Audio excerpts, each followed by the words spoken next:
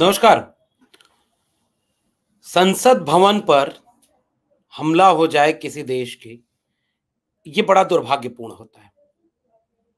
13 दिसंबर 2001 को संसद भवन पर सुरक्षा में चूक हुई और 13 दिसंबर 2001 को संसद भवन पर हमला हुआ।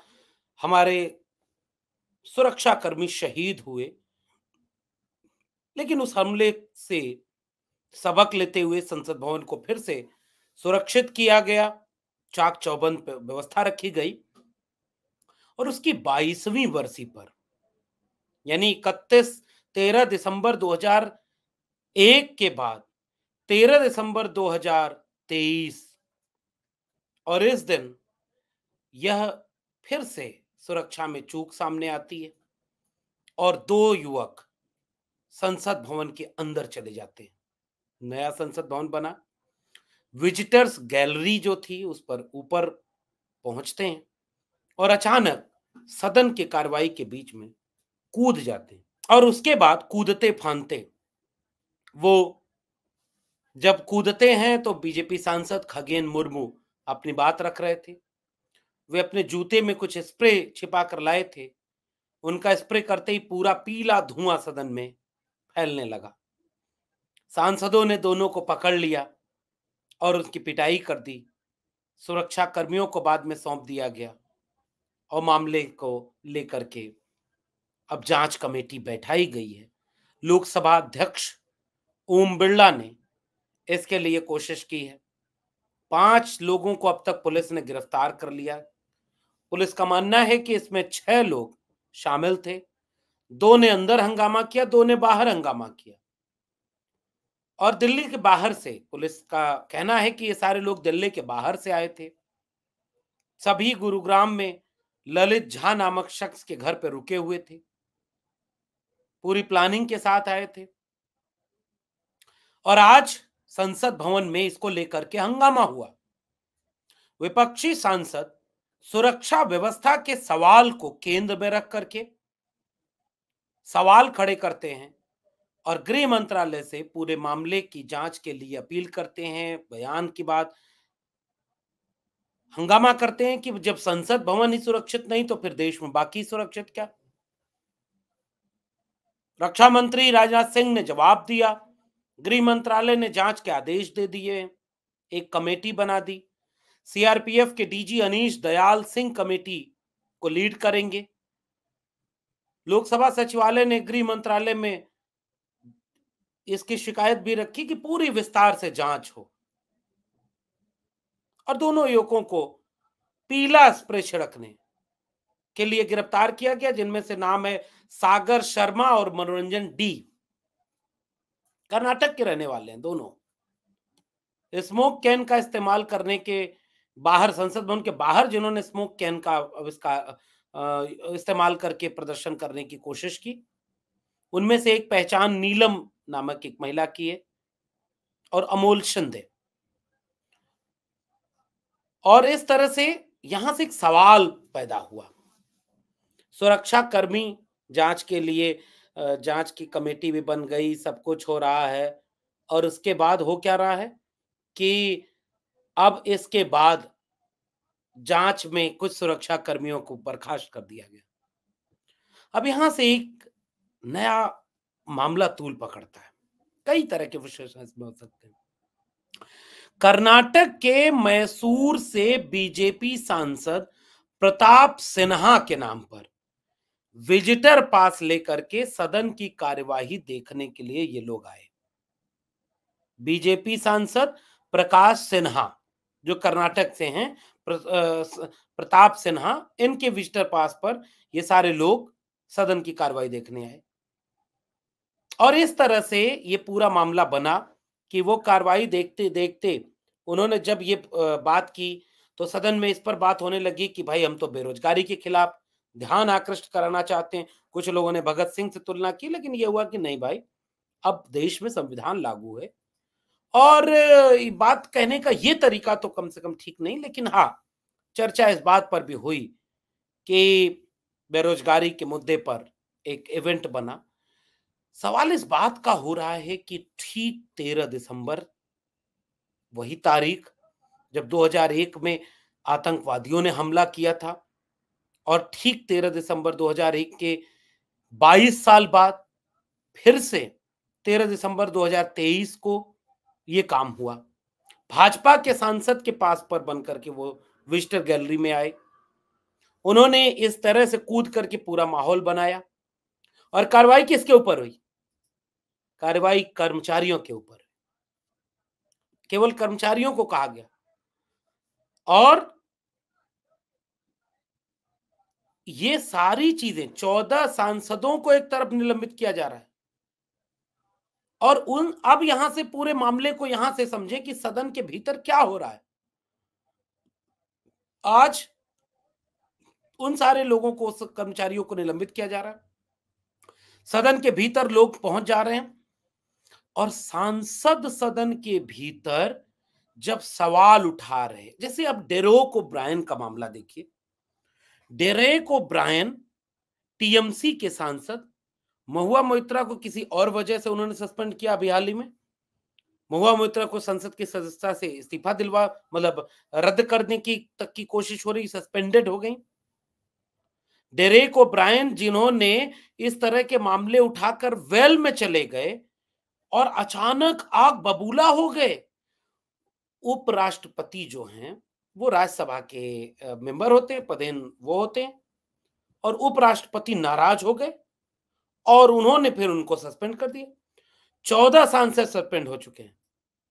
तो अगर सदन के भीतर कोई जनता के मुद्दे उठाए, कोई सदन के भीतर यह कहना चाहे कि भाई हमारे मुद्दे पर बात हो, हमारा हक है ये कि हम सवाल पूछ सकते हैं, हमारा हक है कि हम इन चीजों को लेकर के कुछ सवाल करने की स्थिति तक जा सकते हैं, इन सारी चीजों को लेकर के जो विमर्श पूरे देश में हो रहा है, उसके खिलाफ सदन में खड़े होकर सांसदों को निष्कासित कर दिया जा रहा है, उनकी सदस्यता छीन ली जा रही है। तो 14 सांसद अब तक निलंबित किए जा चुके हैं। एक सदस्य तो सदन के अंदर आया ही नहीं।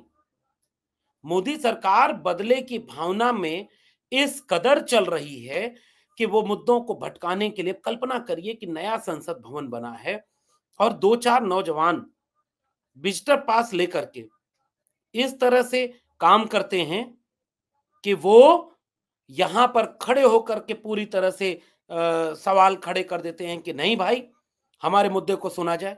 कैसे घुस गए वो? क्या ये सामान्य बात नहीं है? क्या वो चीजें इस तरह से चलती हैं वो कि भाई सदन में खड़े होकर अगर कोई सवाल पूछ रहा है, अगर वो सांसद है, तो भी उसको सस्पेंड कर देने का क्या तुक बनता है? इस तरह के कई सवाल पैदा हो रहे हैं। अब विमर्श इस बात पर हो रहा है कि चुनाव जीतना तो एक बात है। अगर हम इस विमर्श में विश्लेषण इसका करेंगे कि भाई आप क्या नाकामियों को छिपाने के लिए जो सवाल पूछ रहे हैं, उन सारे सांसदों को अगर बर्खास्त करते चले जाएंगे, उन सांसदों को अगर निकालते चले जाएंगे, उन सांसदों की सांसदी खत्म करते चले जाएंगे। आप संजय सिंह को जेल में रखे हुए हैं, इसकी वजह हालांकि अलग है, और 14 सांसद अब तक निलंबित हो गए। डेरेक ओब्रायन को पूरे सत्र के लिए निलंबित कर दिया गया। आरोप यह लग रहा है कि क्या भारतीय जनता पार्टी इस पूरे सवाल के साथ जनता में एक्सपोज हो रही है कि वो मुद्दों पर बात करने के बजाय वो ये करेगी कि अब अगर आप सवाल पूछेंगे तो आपको खामोश कर दिया जाएगा। मैंने भी सच बोलने का साहस किया ना। दिल्ली विश्वविद्यालय का प्रोफेसर, एस्मा उस पर लागू नहीं होता, उस पर कोई सर्विस नियम नहीं बनता कि वो सरकार की आलोचना करे या ना करे। वो आजाद है क्योंकि वो ऑटोनॉमस बॉडी का एक शख्स है, और उस आजाद शख्स के ऊपर इस तरह से पाबंदी, इस तरह से उसके ऊपर कि आप बोलेंगे तो विश्वविद्यालय से निकाल दिया जाएगा, आप बोलेंगे तो केवल उनके सुर में सुर मिलाकर बोलिए, उनके उनके लिए बोलिए, उनके पक्ष में बोलिए, उनके विचार के लिए बोलिए। और अगर आप सवाल करेंगे और आप विपक्षी खेमे के तरफ से आते हैं तो आपको निकाल बाहर किया जाएगा। तो आज की तारीख में पूरी भारतीय जनता पार्टी कई तरह से काम कर रही है, जिससे साफ तौर पर यह लग रहा है कि वे सारे लोग सांसदों की आवाज चुप करना चाहते, विधायकों की आवाज चुप करना चाहते, वे सारे लोग इस बात के लिए भी खामोश करना चाहते हैं कि जनता भी सवाल ना करे। लेकिन इस नाराजगी और गुस्से को कितने देर तक रोक पाएंगे, कितना आप इसको छिपा पाएंगे? और अब भाजपा सरकार ऐसा लगता है कि पूरी वादे किए हुए उनको चुकाने में नाकामयाब हुई, तो संसद की सत्र की, जहां से लोकतांत्रिक प्रक्रिया है सवाल करने की, वहां सवाल आप नहीं कर सकते। और इसलिए जब उस सवाल को पूछा जाएगा तो आप उनको उनके ऊपर कार्रवाई करेंगे, उनके ऊपर यह आरोप लगाएंगे कि भाई आप तो बाधा बन रहे थे सदन की कार्रवाई के लिए। तो जवाब कहां देंगे आप? राजनीति में फिर जवाब कहां? क्योंकि जब चुनाव आने लगेंगे तो चुनाव में तो रैलियां होती है ना, चुनाव में तो भाषण दिए जाते हैं, चुनाव में तो ये सारे काम ऐसे किए जाते हैं कि वहां तो मोदी है तो गारंटी है, और गारंटी है तो 2 करोड़ रोजगार की गारंटी होनी चाहिए, 15 लाख की गारंटी होनी चाहिए, अच्छे दिन की गारंटी होनी चाहिए, बुलेट ट्रेन की गारंटी होनी चाहिए, स्मार्ट शहर की गारंटी होनी चाहिए, स्मार्ट गांव की गारंटी होनी चाहिए, 35 रुपए पेट्रोल होना चाहिए, 30 रुपए लीटर डीजल होना चाहिए। ये सब गारंटियां कहां गई? इसका मतलब ये कि जनता इन चीजों को लेकर विमर्श करे तो कहां करे? सदन में संवाद। अच्छा, आप सोचिए ना, इस बात का भी विश्लेषण आज की वीडियो में होना चाहिए कि क्या सदन में खड़े होकर वेल में जाना, विरोध प्रदर्शन करना, क्या अब इस पर कोई बात नहीं हो सकती? क्या इसको लेकर के कोई अधिकार अब सांसदों का ये भी नहीं कि विरोध भी कर सके? आखिर डेरेक ओब्रायन वेल ही में तो गए थे, और वेल में गए, जैसे ही वेल में गए उनकी सदस्यता खारिज करने के लिए प्रस्ताव आ गया और उनकी सदस्यता रद्द कर दी गई। तो इस तरह से एक विमर्श पूरे, अब जैसे जेएनयू में एक फरमान आया है कि अगर जवाहरलाल नेहरू विश्वविद्यालय के भीतर अगर आप विरोध प्रदर्शन करेंगे तो आपके ऊपर 20,000 रुपए का जुर्माना लगा दिया गया। 20,000 रुपए का। जेएनयू के भीतर अगर आप विरोध प्रदर्शन करेंगे तो आपके ऊपर 20,000 रुपए जुर्माना। इसका मतलब यह है कि अब विरोध की, प्रतिरोध की आवाजें लोकतंत्र से गायब हो जाएं। केवल सरकारी विचारधारा, सरकारी भाषण, सरकारी विज्ञापन वही देश में चलेंगे। अच्छा, विश्वविद्यालय में विरोध नहीं होगा, संसद के भीतर विरोध नहीं होगा, तो जनता बाहर तो आंदोलन आप वैसे भी कमजोर कर रहे हैं। किसान आंदोलन आपको अगर भूले ना हो तो याद होगा कि किसानों को आतंकवादी और खालिस्तानी क्या क्या कह दिया गया। तो अब सवाल ये पैदा होता है कि क्या सरकारें लोकतांत्रिक संरचना को इतना कमजोर कर देंगी कि आप सवाल पूछेंगे तो आपके खिलाफ कार्रवाई होगी? और सदन के भीतर नया संसद बना था, नरेंद्र मोदी जी ने यह भी बोला था कि इस नए संसद भवन से एक नया आगाज हो रहा है और यहां होने वाला व्यवहार लोगों को बताएगा कि वो कौन उधर ही बैठेगा, कौन इधर आएगा। रमेश बिधोड़ी भूले नहीं है आप?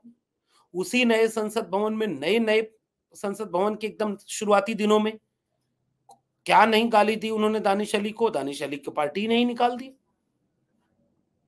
आतंकवादी और क्या क्या, उसे कार्रवाई से निकाल दिया गया है इस पूरे शब्दों को। लेकिन उसके ऊपर क्या कार्रवाई हुई दानिश अली को गाली देने वाले रमेश भिदोड़ी के ऊपर? तो ये सब संसद में हो सकता है, लेकिन संसद में सवाल नहीं पूछा जा सकता।